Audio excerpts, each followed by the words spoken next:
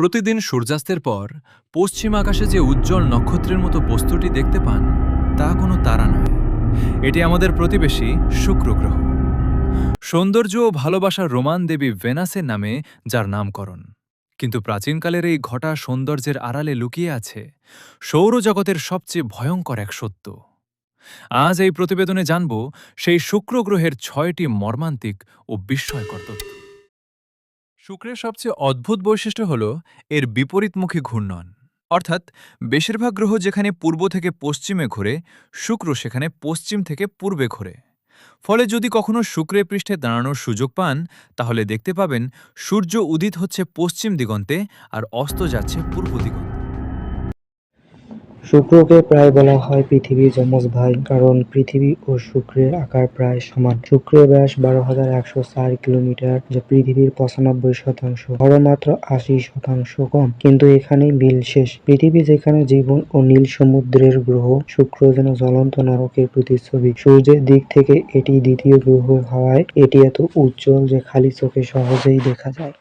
শুক্রের পৃষ্ঠের তাপমাত্রা গড়ে ৪৭৫ ডিগ্রি সেলসিয়াস, যে তাপমাত্রায় সীসা, দোস্তা বা জিঙ্কের মতো ধাতু সহজেই গলে যায়। এই চরম তাপমাত্রার জন্য দায়ী এর ঘন কার্বন ডাইঅক্সাইডের বায়ুমণ্ডল। পৃথিবীর তুলনায় শুক্রের বায়ুমণ্ডলীয় চাপ প্রায় ৯২ গুণ বেশি। আপনি যদি সেখানে যান, তাহলে অনুভব করবেন যেন সমুদ্রের প্রায় ১ কিলোমিটার গভীরে নেমে গেছেন।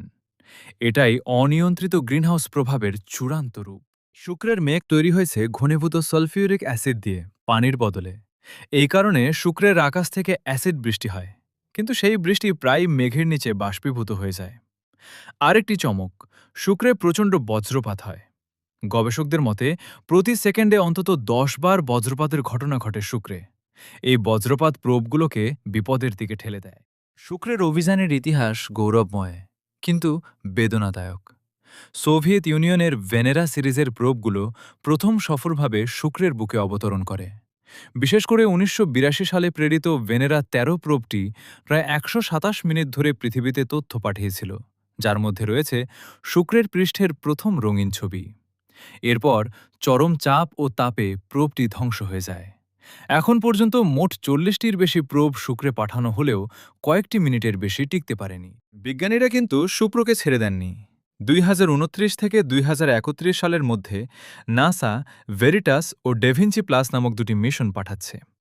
ইউরোপীয় মহাকাশ সংস্থা এনভিশন মিশনও দিচ্ছে। বিশেষভাবে শুক্রের পৃষ্ঠ থেকে ৫০ থেকে ৬০ কিলোমিটার উপরের মেঘের স্তরে তাপমাত্রা ও চাপ পৃথিবীর মতোই সহনীয়। সেখানে ক্ষুদ্র আকৃতির অণুজীবের অস্তিত্ব থাকতে পারে, যা গ্রহবিজ্ঞানের সবচেয়ে উত্তেজনাপূর্ণ প্রশ্নগুলোর একটি। শুক্র গ্রহ আমাদের জন্য একটি সতর্কবার্তা। এটি দেখায় যে অনিয়ন্ত্রিত গ্রিনহাউস প্রভাব কিভাবে একটি গ্রহকে বাসযোগ্য থেকে নরকে পরিণত করতে পারে। পৃথিবীর এই যমজ হয়তো ভবিষ্যতে কোনো উপনিবেশের ঠিকানা নয়, কিন্তু এটি সৌরজগতের সবচেয়ে গুরুত্বপূর্ণ শ্রেণীকক্ষ। স্পেসের প্রতি ভালোবাসা থেকে জানুন এই গ্রহের রহস্য।